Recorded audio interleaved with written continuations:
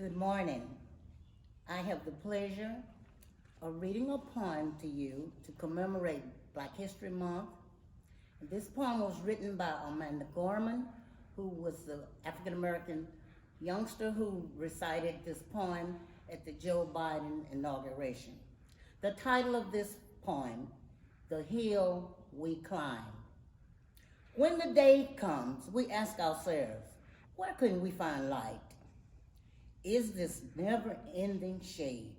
The loss we carry, a sea must wade. We've braved the belly of the beast. We've learned that quiet isn't always peace. And the norms and the notions of what just isn't always justice. And yet the dawn is ours before we knew it. Somehow we do it. And somehow we've weathered and witnessed a nation that isn't broken, but simply unfinished. We, the successors of a country and a time where a skinny Black girl descended from slaves and raised by a single mother can dream of becoming president, only to find herself reciting for one. And yes, we are far from polished, far from pristine, but this doesn't mean we're striving to form a union that is perfect. We are striving to forge our union with purpose, to compose a country committed to all cultures, colors, characters, and conditions of man. And so we lift our gazes not to what stands between us, but what stands before us. We close the divide because we know to put our future first, we must first put our differences aside.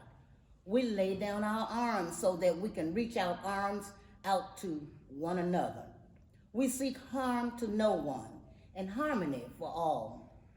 Let the globe, if nothing else, say this is true, that even as we grieved, we grew, that even as we hurt, we hoped, that even as we tired, we tried, that we'll forever be tied together. Victorious, not because we will never again know defeat, but because we will never again sow division. Scripture tells us in vision that everyone shall sit under their own vine and fig tree, and no one shall be made afraid. If we're to live up to our own time, then victory won't be the blade, but on all the blades and all the bridges we've made.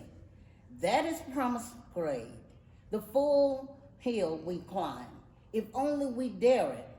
Being American is more than pride we inherit. It's the past we must step into and how we repair it. We've seen a force that would shatter our nation rather than share it, would destroy our country if it meant delaying democracy. And this effort very nearly succeeded. But while democracy can be periodically delayed, it can never be permanently defeated. In this truth, in this faith, we trust. For while we have our eyes on the future, history has its eyes on us. This is the era of just redemption. We feared it at its inception, but we did not feel prepared to be the heirs of such a terrifying hour. But within it, we found the power to author a new chapter, to offer hope and laughter to ourselves. So, while we once asked, how could we possibly prevail over catastrophe? Now we assert, how can catastrophe possibly prevail over us? We will not march back to what was, but move to what shall be, a country that is bruised but whole, benevolent but bold, fierce and free. We will not be turned around or interrupted by intimidation because we know our inaction and inertia, while we will be the inheritance of the next generation.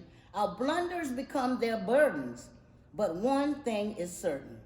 If we merge mercy with might and might with right, then love becomes our legacy and change our children's birthright. So let us leave behind a country better than the one we were left. with every breath from our bronze-pounded chest. We will raise the wounded world into a wondrous one. We will rise from the gold-limbed hills of the west. We will rise from the windswept northeast, where our forefathers first realized revolution. We will rise from the lake-rimmed cities of the Midwestern states. We will rise from the sun-baked South. We will rebuild, reconcile, and recover in every known nook of our nation, in every corner called our country. Our people, diverse and dutiful, will emerge, battered but beautiful. When the day comes, we step out into the shade of flame and unafraid. The new dawn blooms as we free it. For there is always light, if only we're brave enough to see it, if only we're brave enough to be it.